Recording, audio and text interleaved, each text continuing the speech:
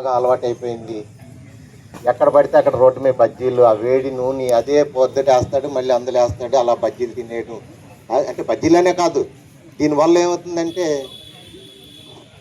Cholesterol బాగా పెరిగిపోతుంది. Cholesterol ఎప్పుడైతే పెరుగుతుందో మన రక్తనాళాలు కూడా కుచించిపోతాయి. రక్తం వాటర్ చూడండి, పైప్లో వాటర్ సరిగా వెళ్ళకపోతే నాచు పెట్టిస్తే మొక్కలకి నీళ్ళు వెళ్ళవు. అలాగే మన హార్ట్కి కానీ లంగ్స్కి కానీ కిడ్నీస్ కానీ వాటిని మనం కాపాడుకోవాలంటే వాటి సరైన గాలి మెయిన్. ప్రతి కణం మన బాడీ అంతా కణాలతో నిలబడేది. కొన్ని లక్షల కణాలు ఇలా కట్ చేస్తే ఇక్కడ కొన్ని లక్ష కణాలు వస్తాయి.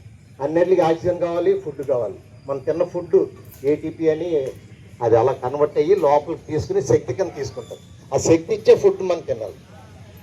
ఓకే, యోగా ఒక ముఖ్య ఉద్దేశం. ఇంకోటి ఏంటంటే మనం చేసే ఈ ఎక్సర్సైజుల వల్ల మైండ్ కూడా ప్రశాంతంగా. ప్రతి వాడికి ఒత్తిడే. జాబ్ చేసేవాడికి జాబ్ ఉంటుందో లేదో తెలియదు. సాఫ్ట్వేర్ ఇంజనీర్ అయినా రేపు పొద్దుట లెటర్ వచ్చిందంటే వెళ్ళిపోవాలి. రాజకీయ నాయకులు ఏమనుకోవద్దు, ఈవేళ మినిస్టర్ రేపు పొద్దుట ఏముండదు మళ్ళీ. సో ఎంత ఒత్తిడిలో మనం ఉన్నాం. Good morning.